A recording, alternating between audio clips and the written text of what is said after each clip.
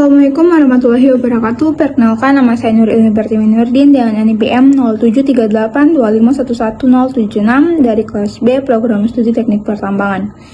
Pada video kali ini, saya akan membahas mengenai materi tektonik lempeng, geologi struktur, fungsi dari alat-alat geologi, dan juga stratigrafi. Langsung saja kita masuk pada materi yang pertama, yaitu tektonik lempeng. Tektonik lempeng atau plate tektonik adalah teori yang menjelaskan proses dinamika bumi tentang pembentukan jalur pegunungan, jalur gunung api, jalur gempa bumi, serta cekungan endapan di muka bumi yang diakibatkan oleh pergerakan lempeng.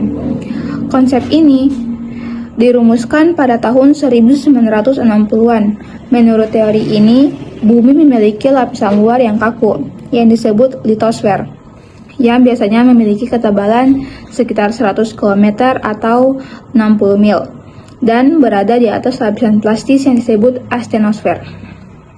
Terdapat 3 jenis batas lempeng tektonik. Yang pertama yaitu batas divergen. Batas divergen merupakan zona di mana lempeng-lempeng bergerak saling menjauh. Oleh sebab itu, bagian yang kosong karena pergerakan lempeng tersebut akan terisi oleh bagian dari mantel bumi di lapisan litosfer. Yang kedua, ada batas konvergen. Batas konvergen merupakan zona penghancuran. Oleh karena itu, lempeng-lempeng pada permukaan bumi relatif saling mendekat satu sama lain. Yang ketiga, ada batas transform. Batas transform disebut juga dengan batas geser, dikarenakan pada batas transform tidak terdapat litosfer yang dihancurkan. Lanjut ke macam-macam pergerakan lempeng. Yang pertama ada subduksi, yaitu suatu gerakan lempeng di mana salah satu lempeng menunjam di bawah lempeng lainnya. Yang kedua ada rifting. Rifting adalah gerakan lempeng bumi yang saling menjauh. Yang ketiga ada collision, merupakan interaksi lempeng yang saling beronturunfah pegur mengakibatkan deformasi batuan seperti terbentuknya pegunungan Himalaya. Yang keempat yaitu shearing atau transform, merupakan gerakan lempeng yang saling berpapasan, berbeda arah dan tidak terjadi tumpukan. Terdapat 2 jenis lempeng, yang pertama yaitu lempeng samudra dan 2 lempeng benua. Lanjut pada materi kedua yaitu geologi struktur. Geologi struktur adalah bagian dari ilmu geologi yang mempelajari tentang bentuk batuan sebagai hasil dari proses deformasi. Sedangkan arti dari deformasi sendiri adalah perubahan bentuk dan ukuran pada batuan sebagai akibat dari gaya yang bekerja di dalam bumi. Terdapat 3 struktur utama. Yang pertama ada lipatan atau fold. Lipatan terbentuk akibat gaya kompresi dan bersifat plastis, membentuk anticline, syncline, dan monocline.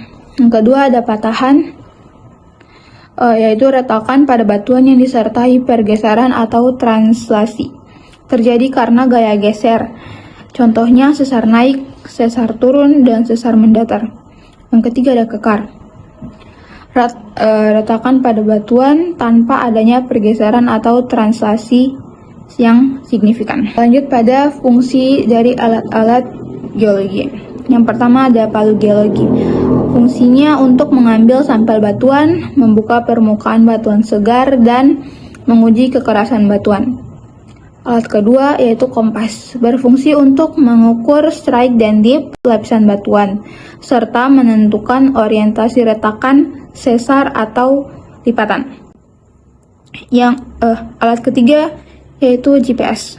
GPS fungsinya untuk menentukan posisi lokasi pengamatan dengan koordinat yang akurat, serta merekam jalur perjalanan atau tracking. Terakhir yaitu stratigrafi.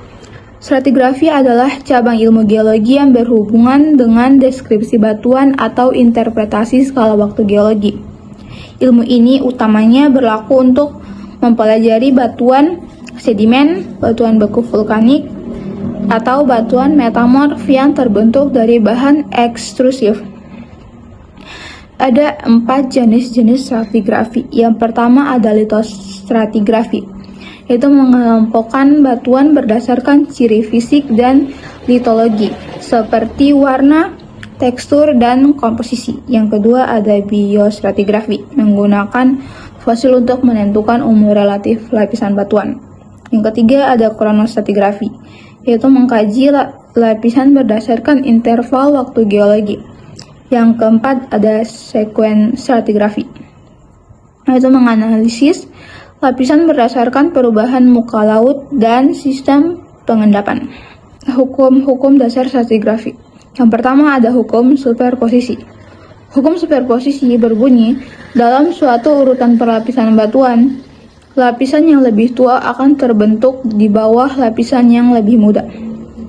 Hukum kedua ada hukum horizontalitas. Akibat adanya gravitasi, lapisan endapan sedimen tersusun secara horizontal.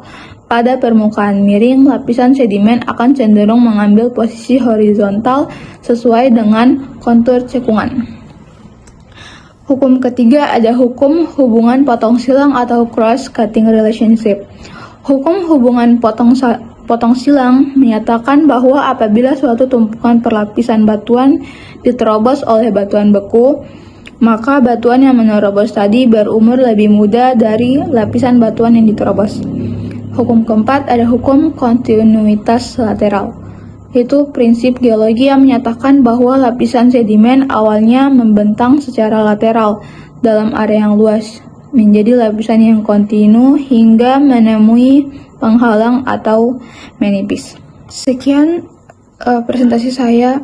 Mohon maaf bila ada kesalahan. Wassalamualaikum warahmatullahi wabarakatuh.